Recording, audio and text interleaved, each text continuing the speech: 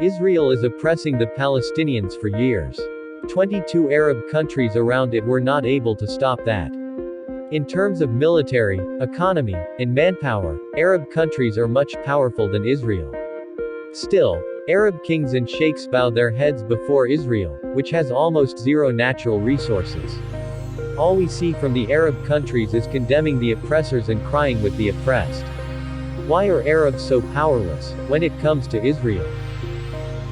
Some people may think that Israel is so powerful only because the United States and other European countries support it, but the facts show a different story.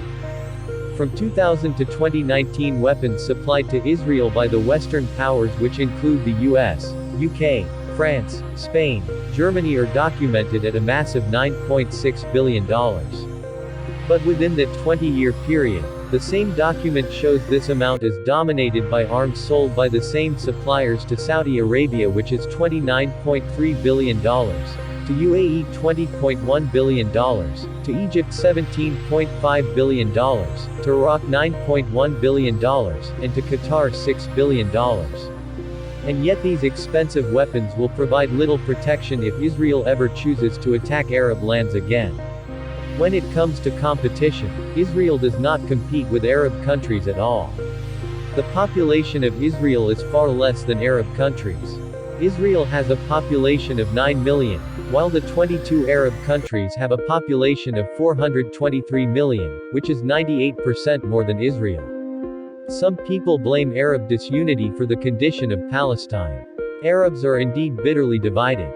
But when were they not? From about CE 634 to CE 750 is the only period in history when they stood together. Then, after Nasser won the Suez War against Britain, Arabs united again for a brief, euphoric moment. But this unity did nothing to avert their crushing defeat in the 1967 Arab-Israeli War, that which forever changed borders. Even if the Fatah and Hamas patch up their differences, doing so will not change things fundamentally. The secret of Israel's strength is not hidden in its weaponry. Israel uses the same magic that enabled just a handful of 18th-century Englishmen to colonize the entire Indian subcontinent. Let's recall that in ruling over 200 million natives for 250 years, at no time did Britain have more than 50,000 white soldiers on Indian soil.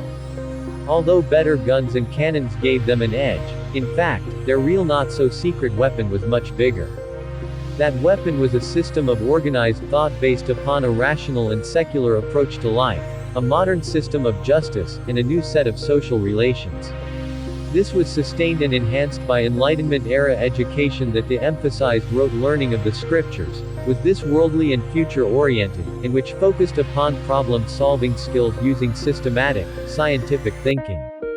Having invented modern means of communication such as railways and the telegraph, a mere island in the North Sea could boast of an empire over which the sun never sets.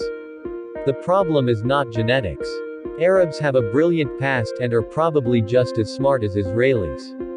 But the two groups have different attitudes towards success and different role models.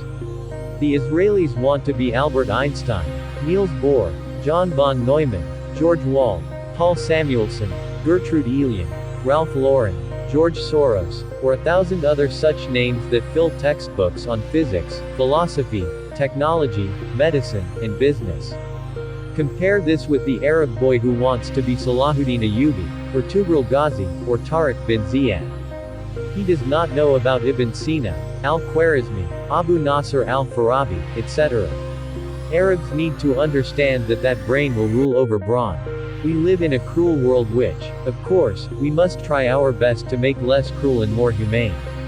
But making a socially just world requires much more than condemning the oppressors and crying with the oppressed. Instead, the weak must be made stronger.